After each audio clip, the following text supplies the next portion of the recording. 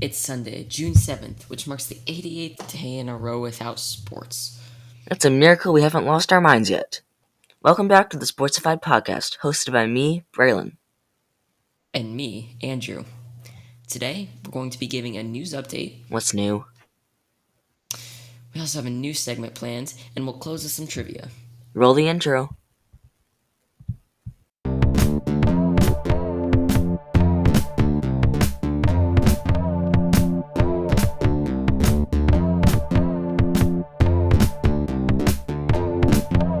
Sportsified. If you like what you just heard, the intro music was composed by our friend over at Team Jacoby. Check them out on YouTube for all your music-related content. Now for our news update. Drum roll, please.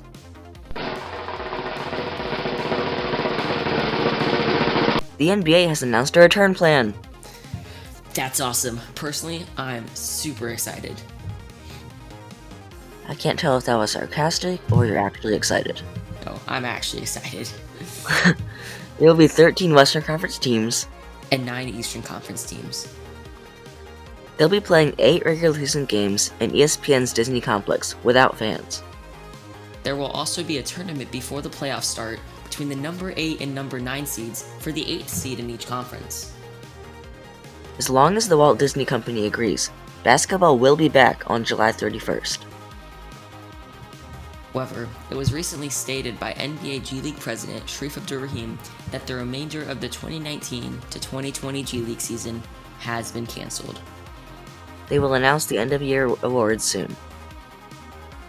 In our third and final piece of news, the MLB has announced the draft will still be held on June 10th. Arizona State first baseman Spencer Torkelson is widely projected to go number 1 to the Detroit Tigers, who hold the first overall pick for the second time in the last 3 years. Yikes. Moving on. Now for the main segment of the podcast, 5 of the worst trades in the history of sports. There's some bad ones and some even badder ones. Batter? I'm not sure that's a word. In this case, it makes sense. I guess. So our first, batter trade is Cal Corver for a copy machine. It's true. With the 51st pick in the 2003 NBA draft, the Brooklyn Nets selected the guard out of Creighton, Kyle Korver. The Nets promptly traded him to the 76ers for cash. A normal draft night trade, right? Well, that money was later used to buy the Brooklyn front office a copy machine. R.I.P. Cal Korver. So for our second trade today, we travel back to 1996. The day before the star-packed 1996 NBA draft, the Charlotte Hornets sent away their 13th overall pick to the Lakers in exchange for center Vlade Divac. The reasoning behind this was the fact that the Lakers could not afford both Shaquille O'Neal and Divac, and so they decided to get rid of one. I think you know by now which one that was. Here's where it gets good. With that 13th overall pick, the Lakers selected, wait for it, Kobe Bryant. Yup, the Kobe Bryant, Lakers legend and 5-time NBA champion. It's the trades like these that change the course of NBA history and give us duos like Bryant and O'Neal. Alrighty then, trade number 3. After the 1919 MLB season, Babe Ruth demanded his salary to be doubled to a whopping $20,000. Wow, that's a lot. So Red Sox owner Harry Frosley did the logical thing. He traded baseball's greatest player of all time to the New York Yankees. For just over $100,000, Fraser then used that money to fund the 1925 musical No No Nanette. The GOAT, sold for a theatrical production. I can't talk. The GOAT, sold for a theatrical production. Next. Numero Quattro. In 1987, the Tigers traded starting pitcher prospect John Smoltz to the Braves for Doyle Alexander. Doyle Alexander retired 2 years later. John Smoltz is in the Hall of Fame. Moving on. Our last terrible trade of the day. the Nets traded Julius Erving, also known as Dr. J, to the 76ers for just $3 million. Man, the Nets have some front office problems. Yeah. Yep. Dr. J became an 11-time All-Star, and the Nets got sued by their season ticket holders. The season ticket holders won. That's all for our main segment today. On to trivia. And now, the segment that none of you were waiting for, but that everyone loves. The one, the only, the amazing, the astounding. Yeah, it's trivia. Really, Andrew? I was building it up so nicely, and then you just blandly state trivia.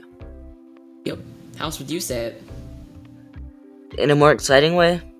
Sure. Demonstrate, please. Okay, fine. Trivia! Alright, I admit, that was more exciting. Told you. Okay, I'll start us off. In 1920, the University of Texas was holding their annual sports banquet, and the football players invited their mascot to dinner. What were the terms of his invitation? You know the drill. 10 seconds.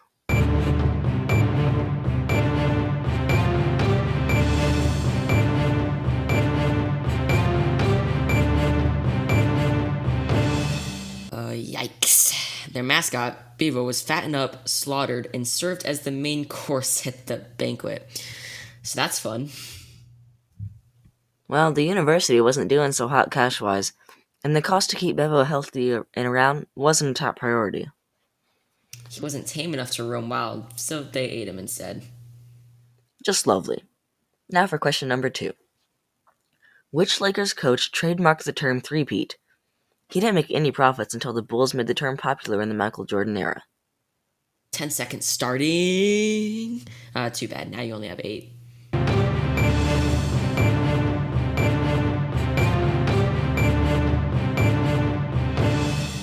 Well, the answer is Pat Riley.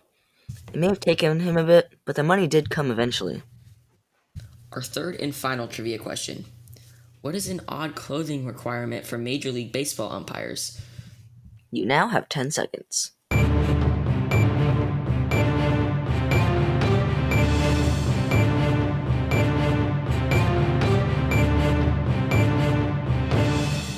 So, MLB umpires must wear black underwear.